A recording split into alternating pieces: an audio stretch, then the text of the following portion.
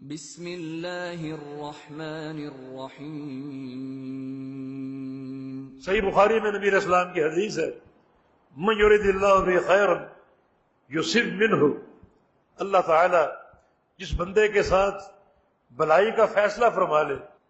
اس سے کچھ لیتا ہے۔ لینے کا معنی یہ ہے کہ اس کی صحت لے لی اور اس کو بیمار کر دیا، اس کا مال لے لیا اور اس کو فقیر کر دیا،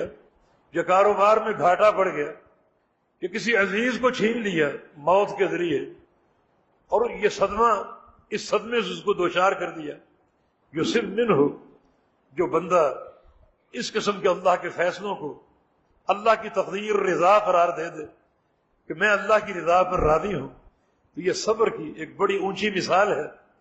اور اللہ رب العزت اس صبر کے ذریعے اس کے گناہوں کو معاف کر دے گا اور گناہوں سے پاک صاف کر دے گا۔ لا یزال البلاء بالعبد حتی انه یمشی علی الارض ولیس علیہ اثم، ایک بندہ مسلسل آزمائشوں میں مبتلا رہتا ہے اور اس کو آزمائشوں سے دوچار کیا جاتا ہے، کبھی کوئی ابتلا اور کبھی کوئی امتحان، اور وہ جھیلتا ہے، صبر کرتا ہے، حتیٰ کہ یہ نوبت آ جاتی ہے کہ زمین پر چل پھر رہا ہوتا ہے اور اس کے ذمے کوئی گناہ باقی نہیں بچتا۔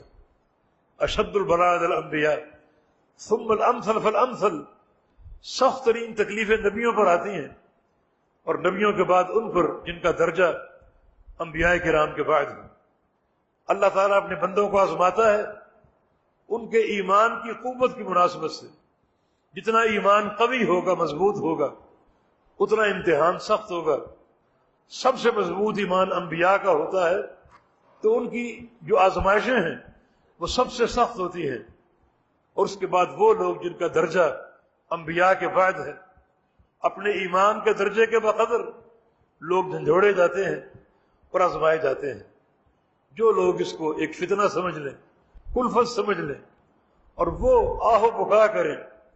بے صبری کے مظاہرے کریں اور بے صبری میں آ کر ایسے طوروں کا علاج تلاش کرنے کی کوشش کریں جو شریعت کے خلاف ہے، تو وہ اس امتحان میں ناکام ہو جاتے ہیں۔ لیکن جو لوگ ان تکلیفوں کو اپنے پروردگار کی رضا سمجھیں اور اس کی تقدیر کا فیصلہ سمجھیں اور اس کو قبول کر لیں، بلکہ تکلیف لاحق ہونے کے باوجود